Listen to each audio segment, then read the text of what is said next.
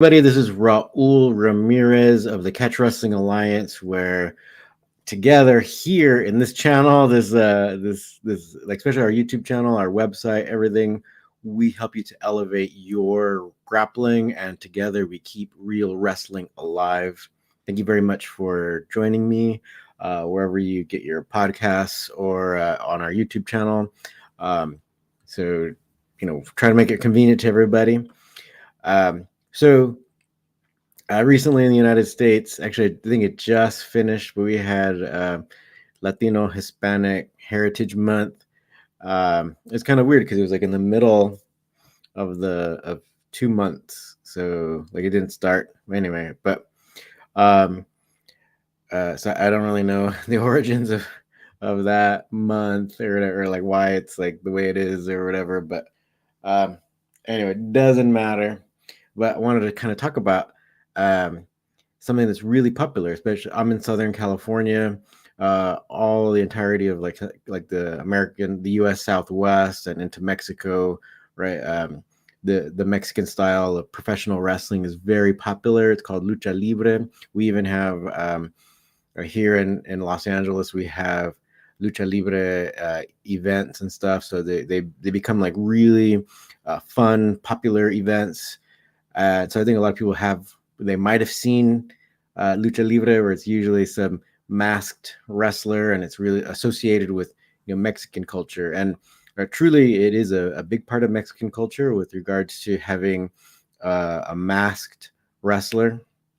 So let's kind of get into that because a lot of people wonder, like, what is the connection between catch wrestling and this style of wrestling, if there is one at all. So there is a connection. It might not be as strong as it could be, but we're going to kind of talk about it right now, like, after a couple messages. Right? Not ads or anything like that, but I just want to kind of let everyone know that we still, if you want to learn, and if you're in the LA area and you want to train with us, we're at Fight Science MMA. That's in mid city, so that's like kind of the middle part of Los Angeles City. We're there every Thursday night at 8:30 p.m. Also, our UCLA class is going strong. I'm there Monday, Tuesday, Wednesday teaching. So just if you're a UCLA student, please come take the classes. It'll really help preserve the sport and just make you a better competitor overall. Yeah, so just want to let you know about that. And then also, if you're not in the LA area, you can always go train online with us at our website, catchwrestlingalliance.com. That is you can join the CWA Academy. All right. With that being said, what are kind of like the origins of Lucha Libre, right? So, really, it does date back a long time ago, and unfortunately, it is like really like part of kind of like the whole pro wrestling aspect, but a lot of people connect it back to when the second time the French tried to take over Mexico, and then they brought their style of wrestling. So French style of wrestling, later it became known as Greco-Roman. So that's like when you have all these like upper body throws. So if you see Greco-Roman competition today in the Olympics, they're not really grabbing legs. It's all they even have a more upright stance. Arms are forward, and then you'll see them even do like a lot of these really high flying throws. Like kind of like these big pickup things, you'll see when if you just look up like Greco-Roman, you'll see where these people are doing these big suplexes, and because that is the kind of like the rules, right, of it. So let me go ahead and read from an article here. The Daily Iowan, right, did a really great kind of like a synopsis about it, right? So we kind of talk about it. So in 1863, when the very first luchador Enrique Urgatechea invented Lucha Libre. It was inspired by the Greco-Roman form of wrestling. But they were saying it's just because the French were around and they would have wrestling events. Uh, so at least at the beginning, kind of have like more of a French influence. But so with that being said, it's like other sources kind of talk about that. They will all mention this original person. So Enrique Urgatechea, but um, really professional wrestling. So professional wrestling, like which would have been like kind of catch wrestling, that was also very popular. So and kind of according to a variety of sources, it's what was happening or what began to happen, especially at the border. You would have different U.S. professional wrestling promotions. So this is kind of like we start getting into the late 1800s, early 1900s. So you'd have all these professional wrestling promotions like all over, and also the traveling carnivals and stuff. And so uh, a lot of the American promotions started using like say like the local people, say like local Mexicans or say people who are in the U.S. side of the border. A lot of the people of Mexican descent, they would use them, but then they would still make like the American win the match, right? So they would have predetermined matches, right? And so they would have the American come out on top.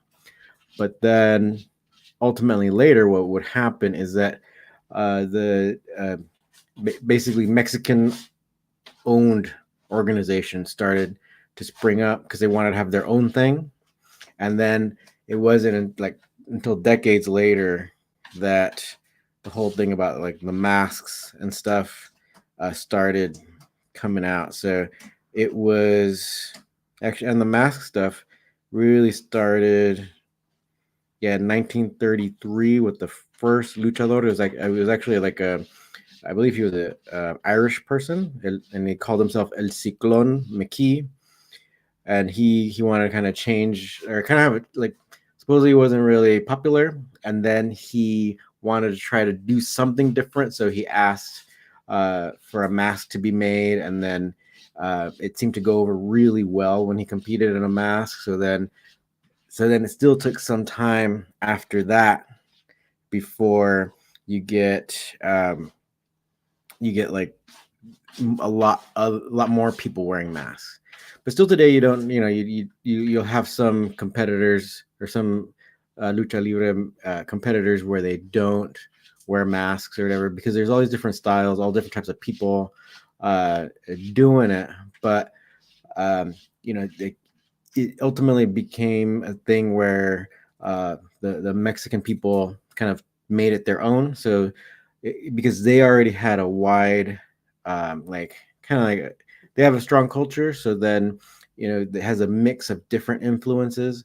So that's why you'll see the Mexican lucha libre wrestling be something or like look different from a lot of what you would see in like kind of mainstream U.S. professional wrestling organizations.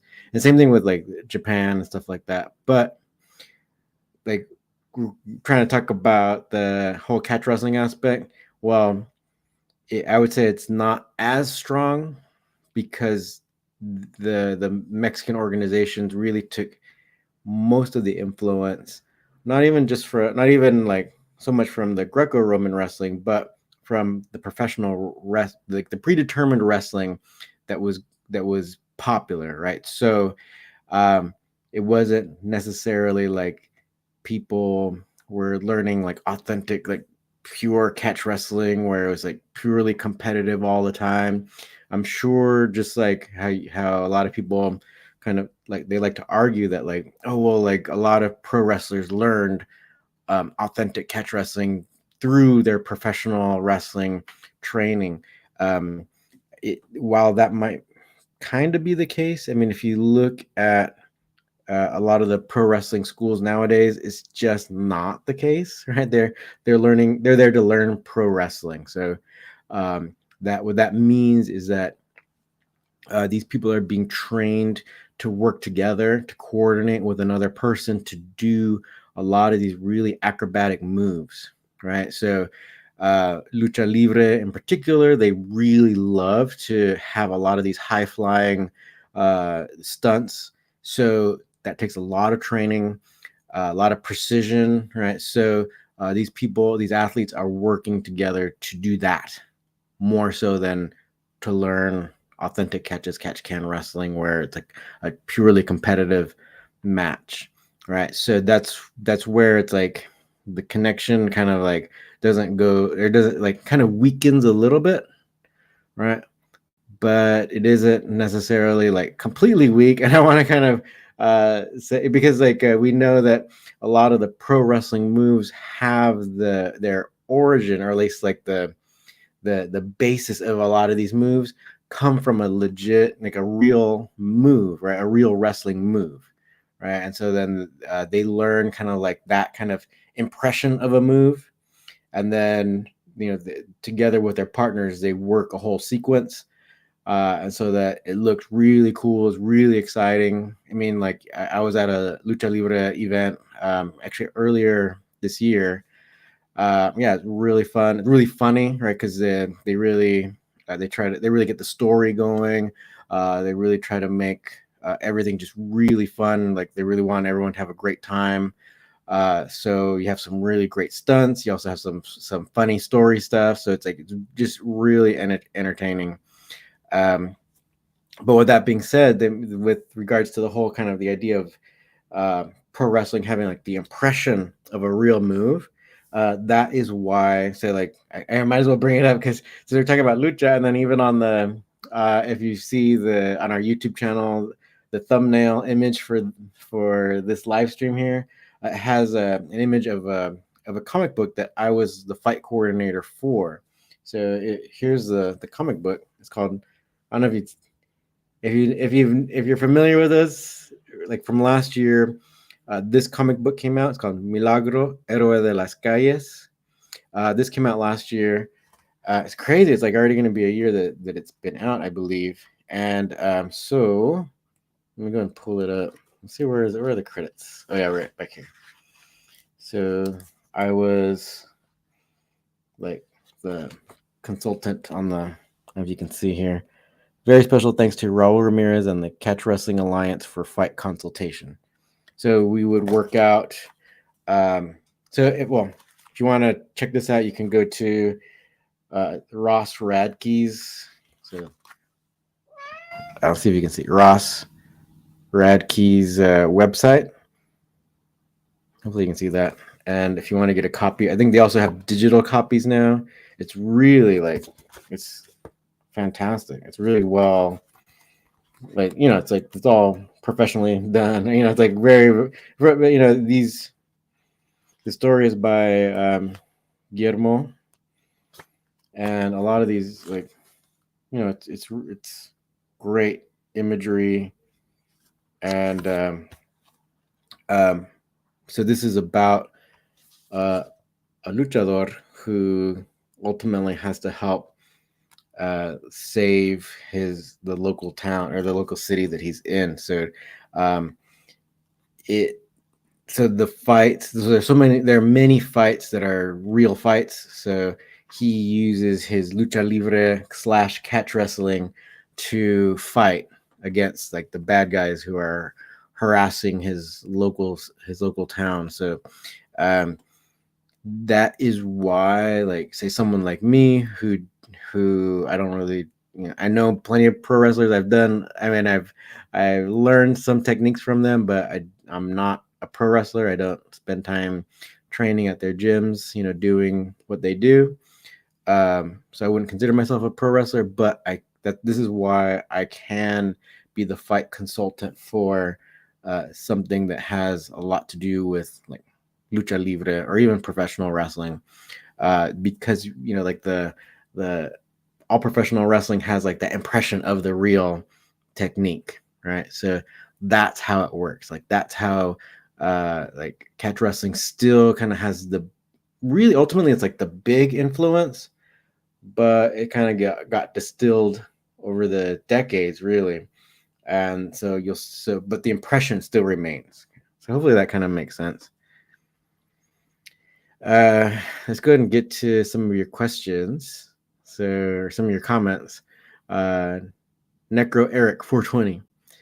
I would say for sure, old lucha before it became mostly about insane athletics, it was strictly based in catch wrestling and technical aspect. Yeah, you can see a lot of even the old video footage. You'll see that impression of like technique. So you'll have some really cool techniques, even some of the like double wrist lock stuff. Some of the kind of like the step over toe hold stuff. Definitely. Okay, Gridiron Masters. When I watched it on TV as a kid, it looked very much like WWF.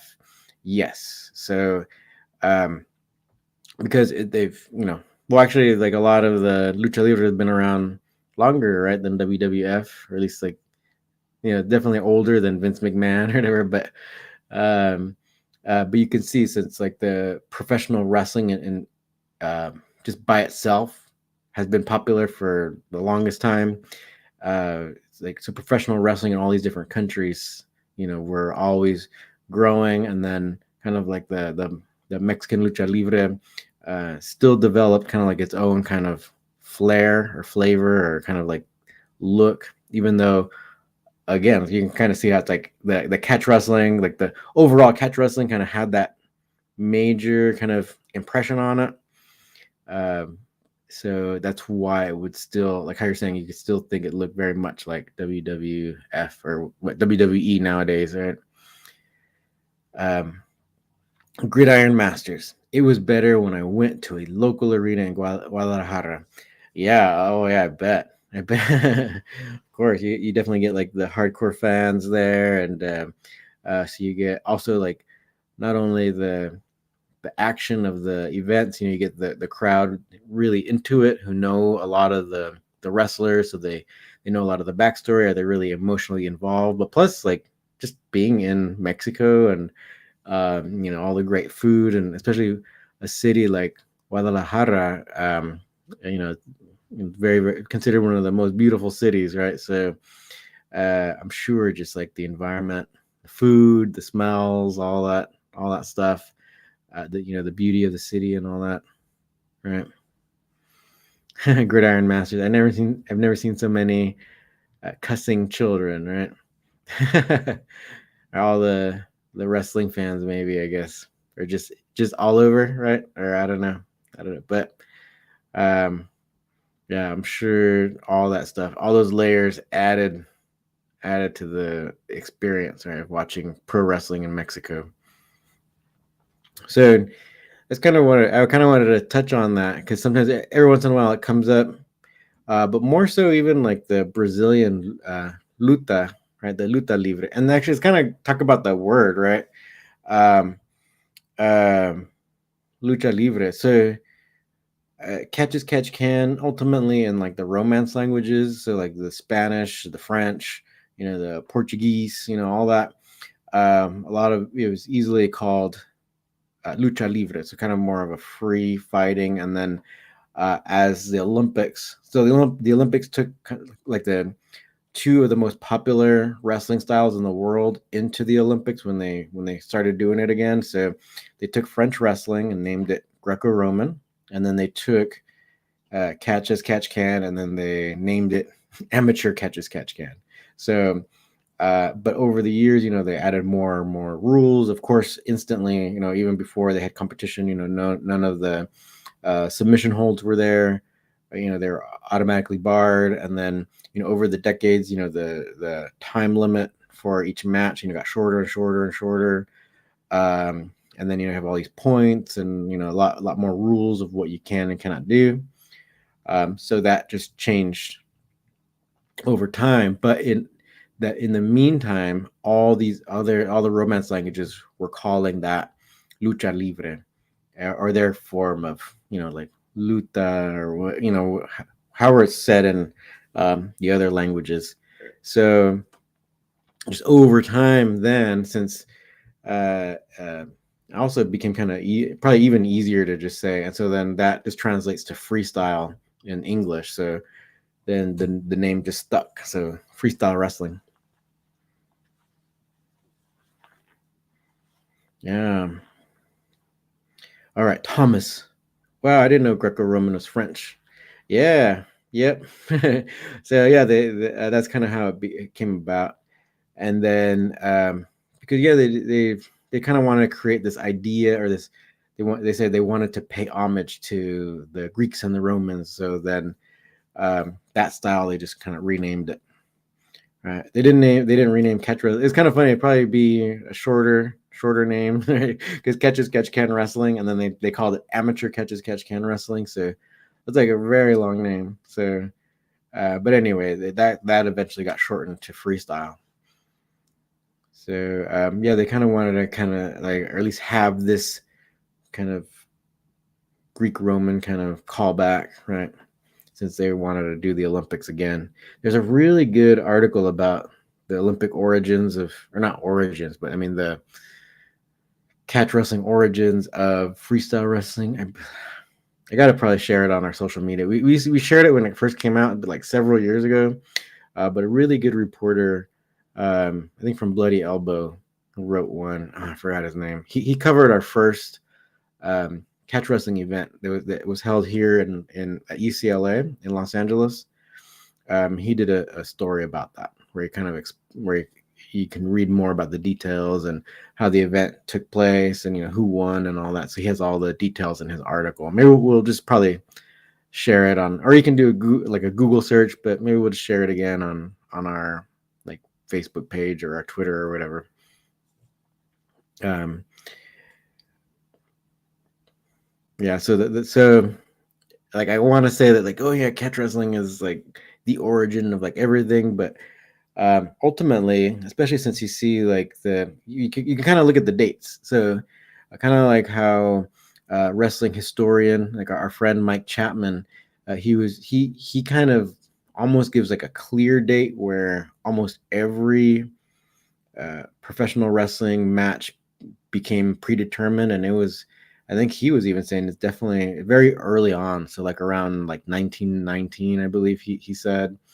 Definitely by the end of the World War One and before World War Two, like you can almost consider like every match kind of predetermined, or almost every match.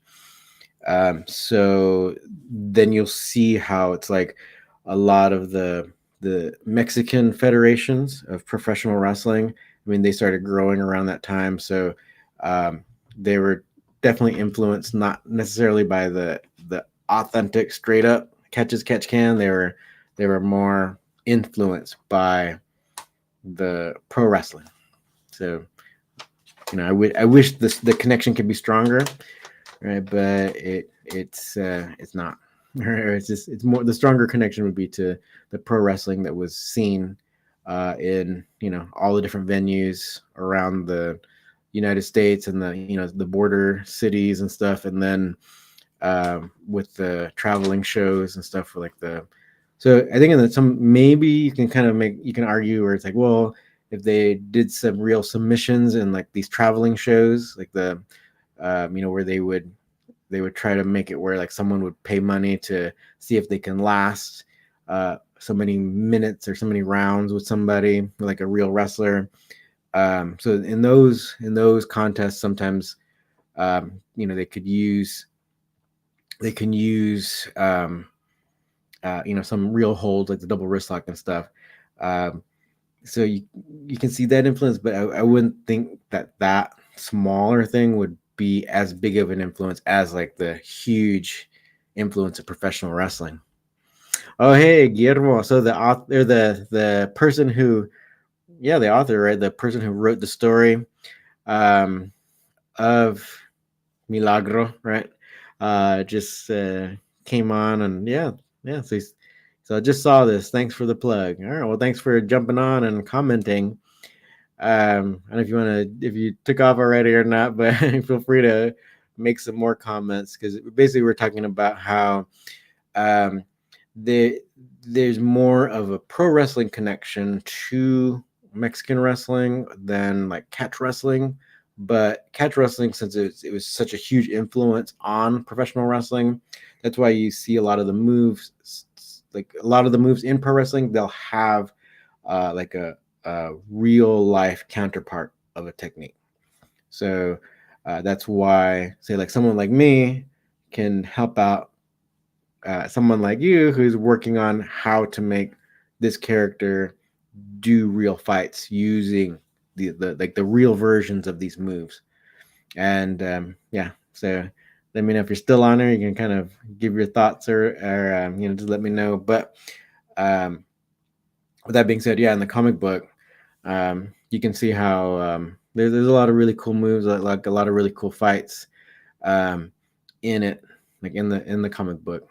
So, and of course, you can. I should probably put a link to it in the description. But I kind of wanted to talk more about that history. It's actually pretty straightforward. It's not like this kind of weird, bizarre thing, and it just seemed that the one thing that was like kind of brought up every time was like the really older name where they kind of where it was like the French who kind of try to have like a lot of wrestling shows in Mexico when they were trying to take over. And their time only lasted about 6 years before the Mexicans kicked them out.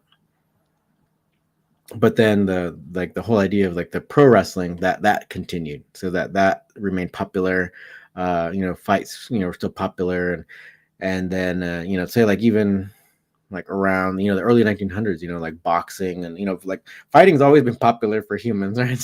So you'll have all these, like that's really, I don't think it's ever really going to go away. Humans have been doing some kind of like combat sport since the dawn of time. Like wrestling is like our friend the historian Mike Chapman, he always likes to say it's like there's even wrestling in the Bible, or even what the oldest book the oldest story that we know of. It's like the Epic of Gilgamesh, right? That like right at the beginning, there's like a wrestling contest. Yeah, so it's like humans, been doing it and been doing wrestling since the dawn of time, or like some kind of combat sport. So these shows, whether it be like boxing or or even the professional wrestling, those are the ones that kind of stuck around. And then those are the ones that started, they just influenced each other. But then say like the Mexicans themselves, then they saw that the mask was pretty successful for El Ciclón, right? So then you see other guys adopt that, and then after, so still decades later, then that's when it becomes kind of like characteristic of the style. So it still took some time, and then you have like the whole acrobatic aspect. Then that evolved, So and then, but then that's what you see today, right? So catch wrestling did kind of have the influence, it left that impression, right? But like it wasn't necessarily them learning catch as catch can, but doesn't mean that like say like a professional wrestler can't take the time out to like learn the real applications or do real competitive wrestling. It doesn't take that away. So say like someone like the character Milagro in the comic book, that's the whole idea, where it's like he learned the real thing, he learned how to use the moves, but he also learned the pro wrestling stuff. And that's kind of like if you want to talk about historic catch wrestling school, you can even talk about Wigan, like the Snake Pit Wigan. So the whole idea of the school was like not only to teach authentic wrestling, but the Billy Riley, the head coach, right? He was saying it's like like actually even Billy Robinson has a story about it, how if once a wrestler started getting good, um, uh, Billy Riley would ask that person, and a lot of times they were poor, right? So he would ask them like, "Oh, why don't you take your coach out for a really expensive dinner and all that?" And then, but then when they say like, "Oh, I can't afford that," and he's like, "Well, look, we got to find a way for you to make money in wrestling." So it was professional wrestling.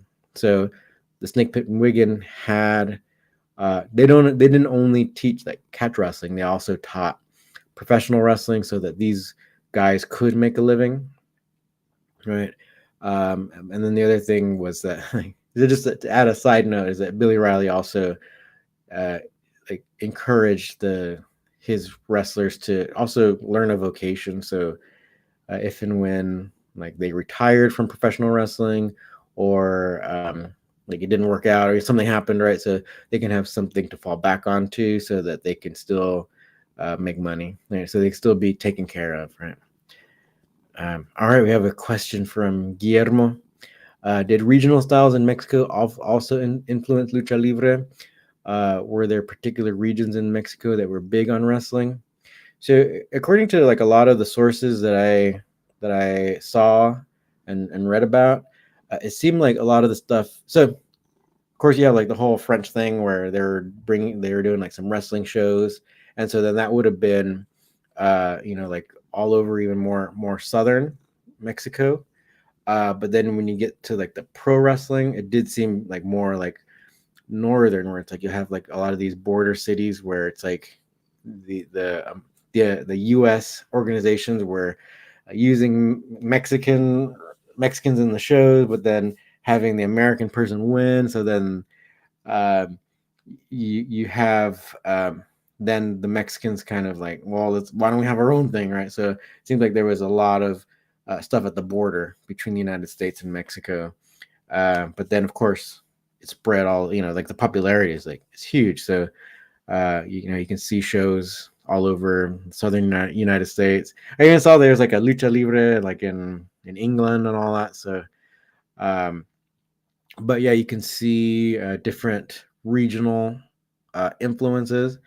And actually, I would even say that if you want to see a huge kind of like a native influence, it wouldn't.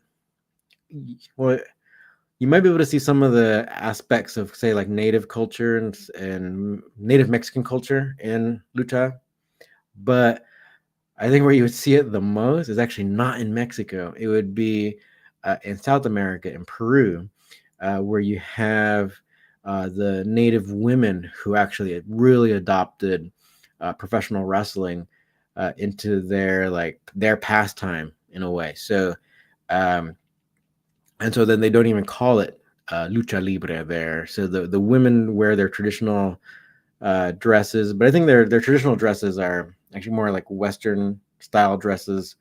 Big, like the big bell kind of bottom part of the skirt stuff, where they've kind of taken that as like kind of their traditional dress, so they'll still wear that while they do all these pro wrestling moves, and have pro wrestling bouts.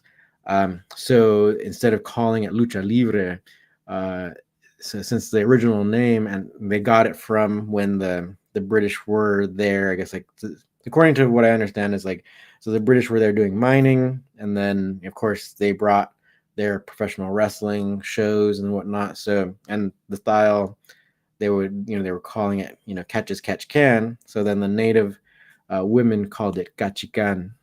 So it's kind of similar. But I think if you wanted to see something where it's like some kind of bigger kind of adoption, where it's just like they don't even wear like what pro wrestlers would wear, right? So it's like you see in Mexico the masks, but beyond the masks, I mean, everyone's wearing the boots, the wrestling boots, and the tight pants and whatnot. But you'll see in Peru where it's like the women are doing it, they're wearing their traditional dresses and stuff to do it, so it might be something like that where you'll see like an actual regional difference, where it's like they're trying to do this in their traditional clothes. So hopefully that kind of answered that question. But yeah, you'll see people trying to be creative and trying to take influence from the local cultures and whatnot, and then just putting it into the professional wrestling structure.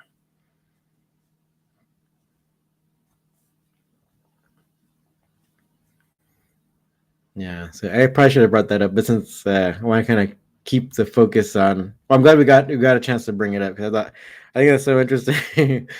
Seeing the women's matches there, wearing their dresses and stuff. But yeah, it's like, I suppose it's like a pretty huge thing. So maybe we gotta take a trip to Peru to check it out.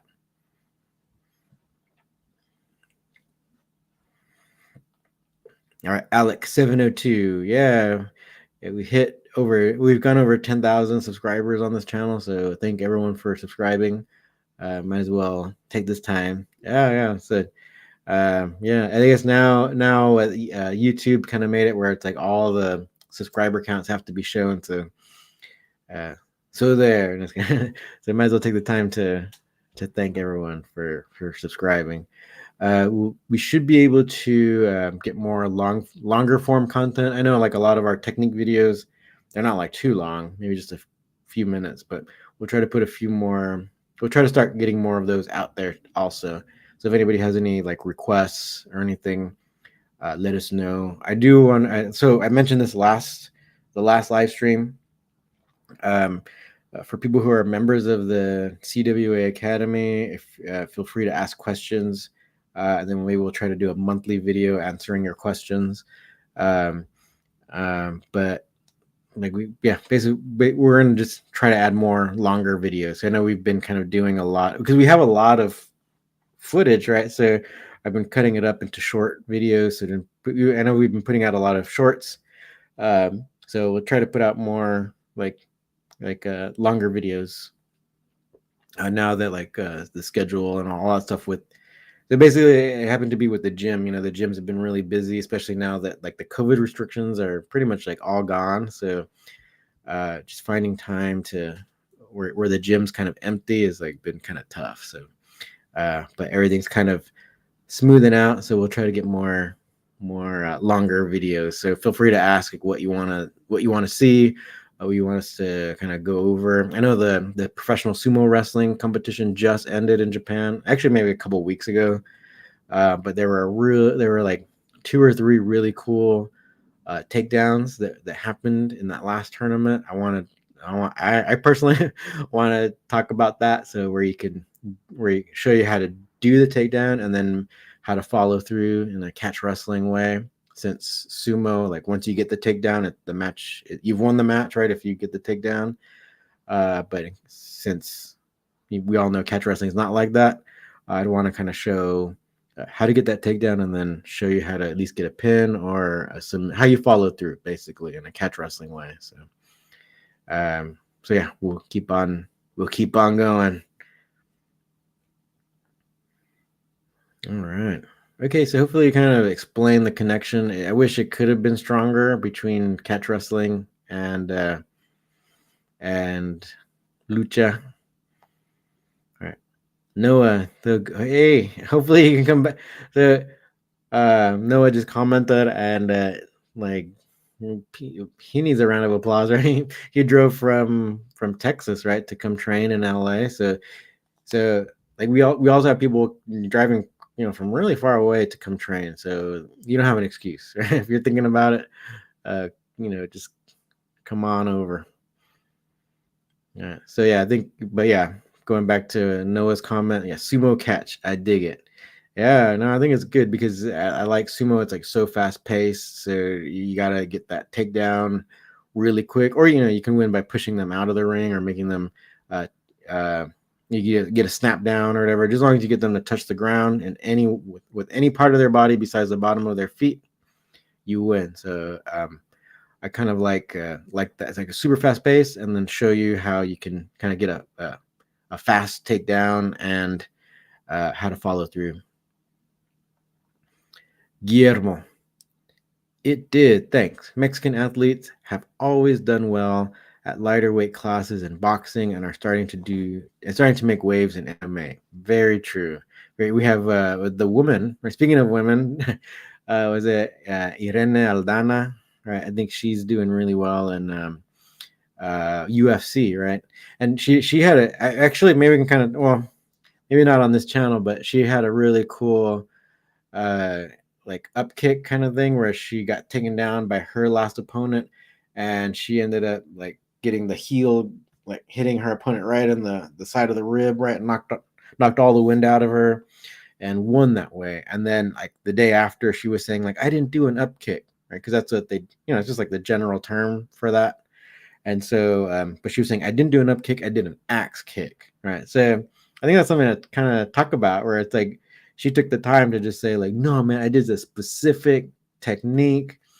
It's an axe kick, and then so kind of like you better recognize like this technique that I did, right? So I think it's kind of worth talking about. We kind of bring that up maybe on our kung fu channel, like our kickboxing channel. Because yeah, it's like I think techniques like that, like axe kicks and stuff. Usually, I even saw a video where was it Michelle Watterson, when she went into the UFC and she started training at that uh, her camp was like Winklejohn. Hopefully I got that name right. But anyway, there she did a brief interview where she was saying like, oh, I was trying to do axe kicks and all that stuff, and then they told me don't ever do that. That's like fake or whatever. But then we'll have someone who just won their fight in UFC and saying like, I did an axe kick. So I think that's something to talk about. Guillermo, I swear, all they talked about in the latest ADCC was wrestling. Amen. Yeah. So yeah, actually, everyone was talking about that. And the thing is, or like what we've been trying to argue in our on our channel, we should probably do that more. Oh, sorry. You have one more comment, right? How could we get Mexican and Mexican American catch wrestlers to compete more in no-gi grappling?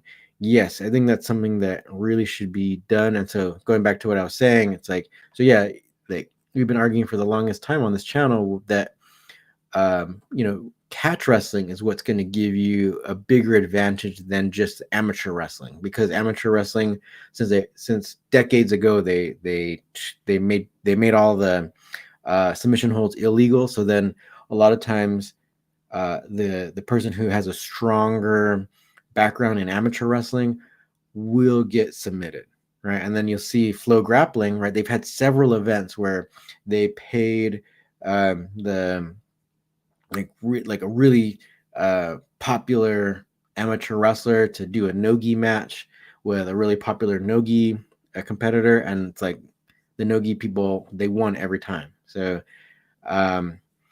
and you'll see even like, actually I always want to bring up the example about Ed Ruth. So I believe he was such a dominant NCAA wrestler, and then he got into jiu-jitsu, and like he does well, but still I haven't seen him win like the championship of like say like IBJJF or whatever. He was competing in these things, and he'll win several matches, but not the final. So I think there is like I mean, granted, there's so many jiu-jitsu competitors. So I think right now, since they are like, especially for Nogi, they are incorporating amateur wrestling.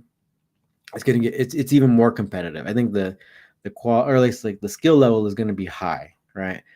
But since if you have a style like catch wrestling that is like wrestling based, and especially if you get people who are doing like the wrestling aspect and not just throwing all these like what we call show holds, so doing all the just thinking about only submitting the person and not controlling them, then if you get people who are doing like the control and then following through with the submission, I think those are the people who should fare better, right? um so yes, let's try to get more. Maybe he's got to talk about it more and have more events and stuff, more catch wrestling matches and stuff too. Kind of get them practicing more and competing more so that they do even better in competition. All right, you got this whole like they can learn something, but then the whole aspect where it's like the mental game and stuff like that. So a lot of times the mental game gets better the more you compete, the more you get used to that kind of pressure, or even kind of like get used to not worrying about that kind of pressure. So so there's kind of so no Noah, are you familiar with the famous Lucha Libre wrestler El Santo, he was trained in BJJ. Interestingly enough, Maeda spent some time in Mexico. Yes, so Maeda did. Yeah, he did spend some time in Mexico doing some of the lucha, so doing some pro wrestling matches. So yeah, that's why you'll get like these people doing like kind of like imparting some of the like legit holds and stuff like that. So that's why you'll still get the impression, right? And then you followed up saying like El Santo was a very famous icon in Mexican wrestling, and so yes, it's very very true, very very true. Um, so that's like so that's why you'll see like that's kind of what I was saying is like you definitely catch wrestling leaves its impression, but many times because people's main focus is the pro wrestling, that's why you won't have everyone knowing like all the competitive aspects.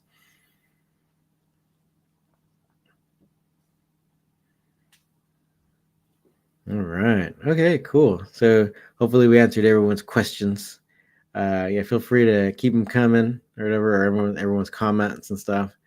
Um, but yeah, I think ultimately, maybe by the end of who knows if we want to start like, doing events again and stuff now that, especially in California, like I think there was a news article saying like very soon, like every COVID restriction will be going away. So we can try to get back to it because, we've had like the best catch wrestling tournaments.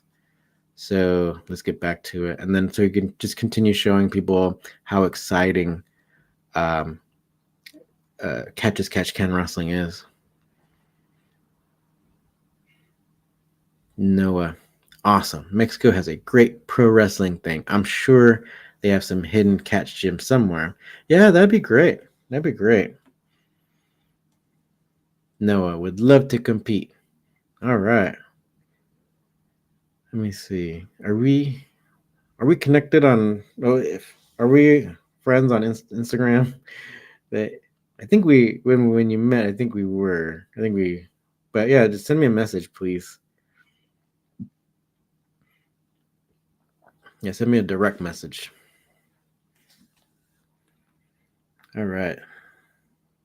Oh, so what you don't have Instagram? What was it? Do you have my phone number or you have some way to contact me, right?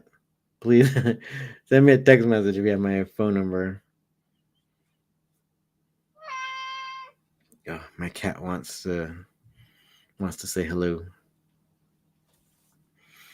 All right. So, with that being said, so if anybody wants to learn like the real thing, so we won't do any like show holds or pro wrestling, feel free to um, feel free to join our CWA Academy, or you can like say if you don't want to learn, right, or if you just want to support us, feel free to support our YouTube channel. That's a huge help, and we also offer a bunch of videos behind the paywall once you become a member, and that's all on our YouTube channel. So all of it's appreciated, and all of it goes into future events and stuff. So let's try to keep this going. Guillermo, are catches pinning principles enough to avoid BJJ's bottom game, or do you think it's necessary to learn the BJJ bottom game? I don't think it's necessarily to learn the BJJ bottom game, but um, I think it's good to understand it. So you don't necessarily have to be like an expert at it, but you should familiarize yourself with it, right? And you should be able to like neutralize it. Um, so you don't have to be an expert in it, but just kind of like learn about it, because then you'll see examples of like some like amateur wrestling, just getting the submit, like we saw on all the flow wrestling events, or it's like from the bottom they were able to do submissions, but it's like I think these guys just really like the amateur wrestlers just were so unfamiliar with someone like approaching them seated or trying to pull guard and all that. It just really, well, I can understand because like they want to only focus on their sport. Like say if they want to try to go to the Olympics, they're only doing their thing. They're only doing that thing. And I ran into this when I did a seminar for the Singapore national freestyle team, but then a lot of they were really interested, and I pretty much only focused on like the pinning stuff, and then they're really interested, but then like their coaches were like, oh well, don't do the submissions because we want to minimize your risk of getting injured because we need you to be doing freestyle and all that. So I think this is a kind of similar thing that would happen to an amateur wrestler where like if they really get to the higher level and they want, maybe their goal is to go to the Olympics, so they're not really doing other things, so they're not taking the time to familiarize themselves with what's going on in like no-gi.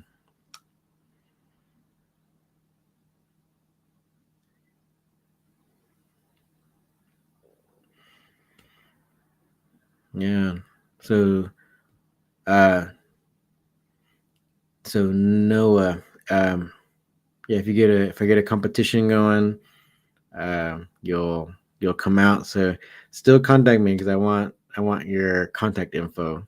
So yeah, I don't know if you can email through our YouTube channel, but I think you can email through our Facebook page, or like you can send a direct message. I think you can email us though. I think that's one of the buttons like on our Instagram, I think. Or you can even send a message like maybe through Twitter. Basically, they all have ways to kind of direct message someone. So but I think the Instagram has like a button that says email. One of them has a button that says email. Send me an email or whatever. All right, so let's try to get things going again, especially now that we can. All right, so I think we'll go ahead and just um, kind of leave it here. So thank everyone for listening. All your support really means a lot, not only to me but to the sport of catch wrestling. So let's just keep this growing, and let's share like the sport we love, and let's share like people really doing catch wrestling. That's like the most exciting thing. So the way we do that, right, is to train more people, have matches like authentic catch wrestling rules matches, and just show people what it's like. People seem to really like all our old events, so we'll try to keep it going. All right, so thanks again, and let's keep real wrestling alive.